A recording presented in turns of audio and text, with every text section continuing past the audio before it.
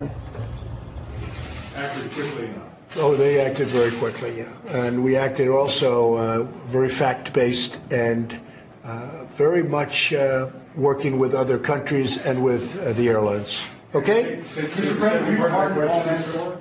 Yes? Will you pardon Paul Manafort? I have not even given it a thought as of this moment.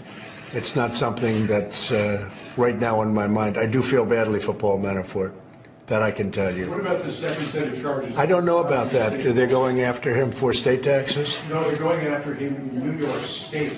He faced federal charges. Yeah. He's been sentenced on federal charges right after the sentencing took place here in Washington, D.C.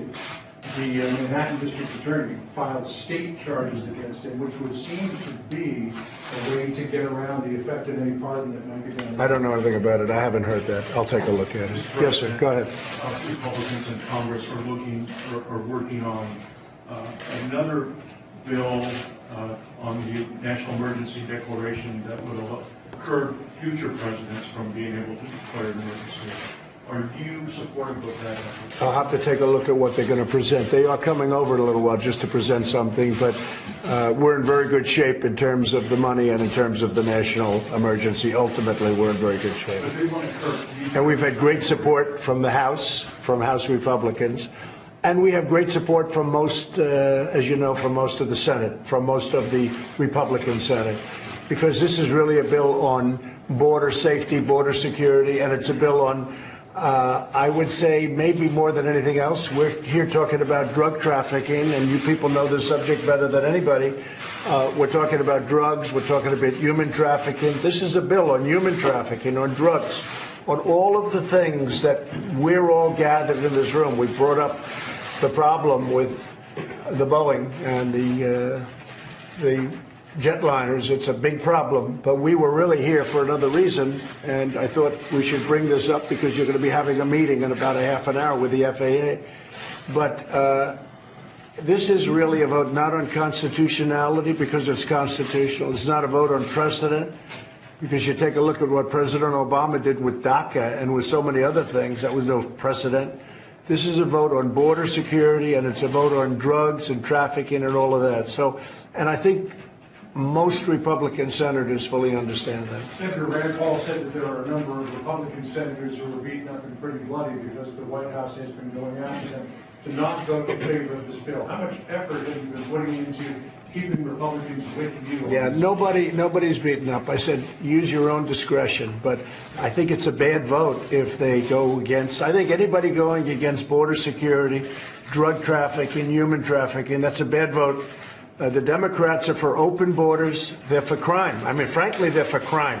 These people can tell you that better than anyone. When you have open borders, when you don't have a walls, Mike, when you know it very well, all of you folks know it very well. We deal with it all the time. I guess they think it's good politically. I think it happens to be bad politically. I think it's an 80% issue and maybe more than that. But the Democrats, in order to make things difficult, they are for open borders and they're for crime. And the Republicans aren't. But I told Republican senators, vote any way you want. Vote how you feel good.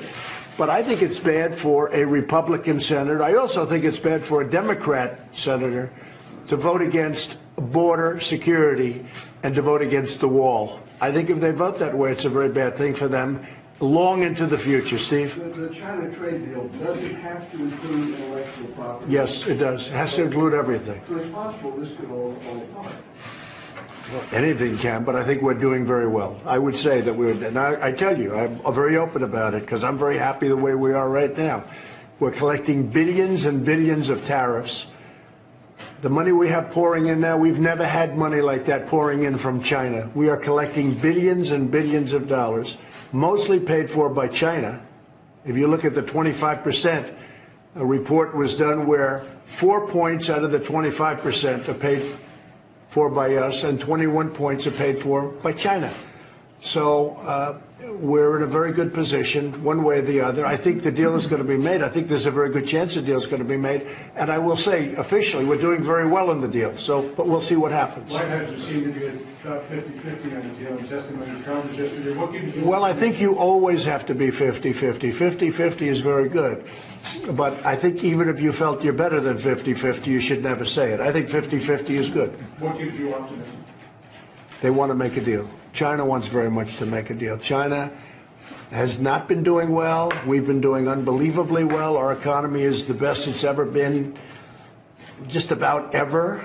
You look at our unemployment numbers, if it's African American, if it's Asian, if it's Hispanic, they're the best historic numbers in history, in the history of our country. They're the best numbers we've ever had. And overall employment, the best in 61 years, and that's going to soon be a record if we keep going the way we're going. It's going to soon be a record, but it's the best in 61 years. Our country is doing great. China would like to make a deal, and we'd like to make a deal. We'll see. We have a very good relationship. I have a very good relationship with President Xi. We're going to see what happens, but it's an exciting time in terms of trade. We just made a deal with Mexico, Canada. We just made a deal with South Korea. We have other deals that we have cooking, and frankly, our country is being taken advantage of by everybody. We were getting what was happening to our country on trade was a horrible thing, that this wasn't done years ago. And I'm not talking about the Obama administration. I'm talking about that and plenty of other administrations before it, that they could have allowed this to happen. We lost, over the last number of years, almost $800 billion a year on trade. What kind of deal? Who's making these deals? So we're making great deals, or we're not going to make them at all. We're going to go tariffs.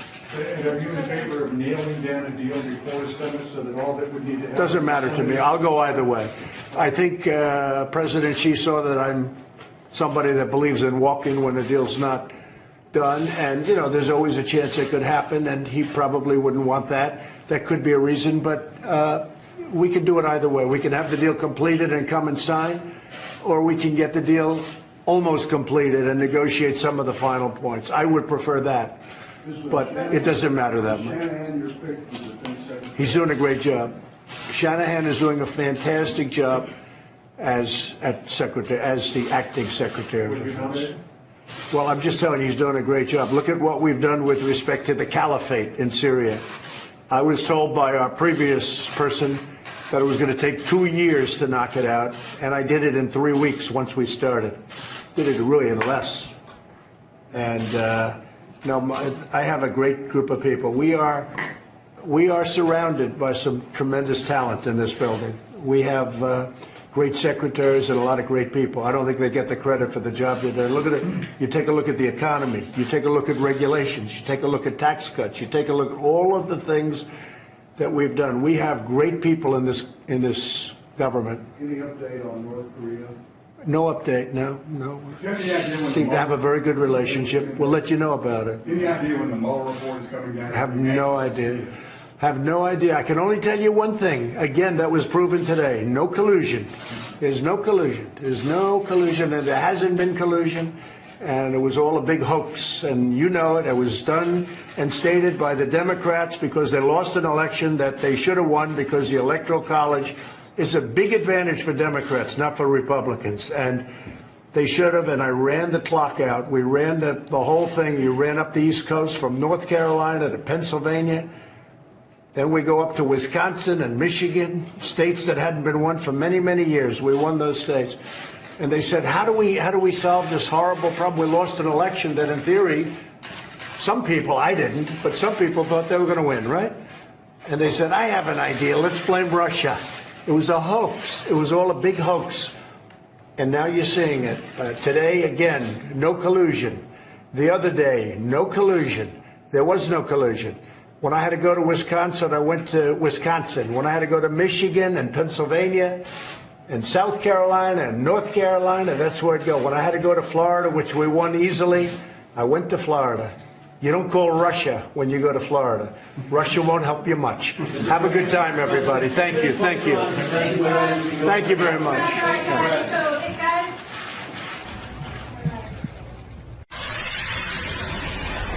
A Fox News alert from the White House. The president is making remarks. You're going to want to hear these. This is regarding the 737 MAX 8 Boeing jet. Watch.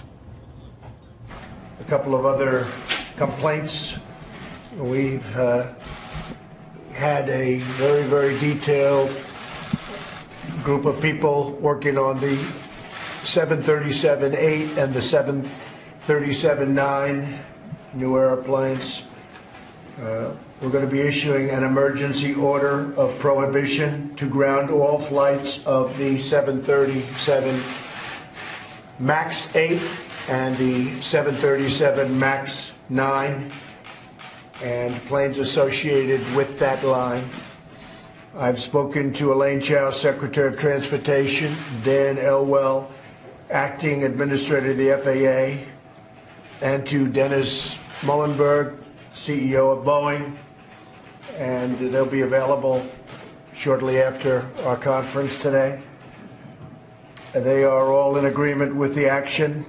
Any plane currently in the air will go to its destination and thereafter be grounded until further notice. So planes that are in the air will be grounded. If they're the 737 MAX, will be grounded upon landing at the destination. Pilots have been notified. Airlines have been all notified. Airlines are agreeing with this. The safety of the American people and all people is our paramount concern. Our hearts go out to all of those who lost loved ones, to their friends, to their families in both the Ethiopian and the Lion Airlines crashes that involved the 737 MAX aircraft.